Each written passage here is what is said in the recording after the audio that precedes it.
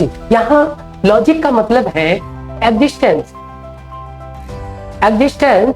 Of an object. यानी कहने का मतलब ये है कि दुनिया में अगर कोई भी ऑब्जेक्ट एग्जिस्ट करता है तो उसके जानने के प्रोसेस को ही यहाँ पे लॉजिक के नाम से जाना गया।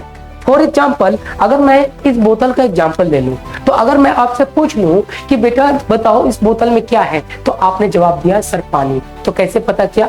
देखकर। दूसरा, अगर मैंने इसी से क्वेश्चन पूछूं बेटा पानी ठंडा है या गर्म, तो आप कैसे पता करेंगे? सर छूकर। तीसरा पूछ लूं कि बेटा पानी मीठा या नमकीन है, तो कैसे पता करेंगे? सर टेस्ट कर।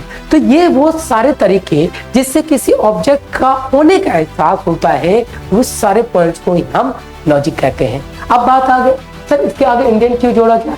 तो यहाँ इंडियन जोड़ने का मतलब है इंडिया के ऋषि मुनियों द्वारा दिए गए वो प्रोसेस जिससे आप किसी ऑब्जेक्ट के होने का, अस्तित्व का पता करते हैं, तो सही बोला जाता है इंडियन, और उसके द्वारा दिया गया लॉजिक को ही आप इंडियन लॉजिक के नाम से जानते हैं। इनके लिए जो उन्होंने सोर्सेस अपनाए हैं, वेद हैं, नॉन वेद हैं, साथ साथ साइंटिफिक चीजें भी अपनाई हैं, जिनके तहत आप बहुत सारे ऋषि मुनि पढ़ेंगे।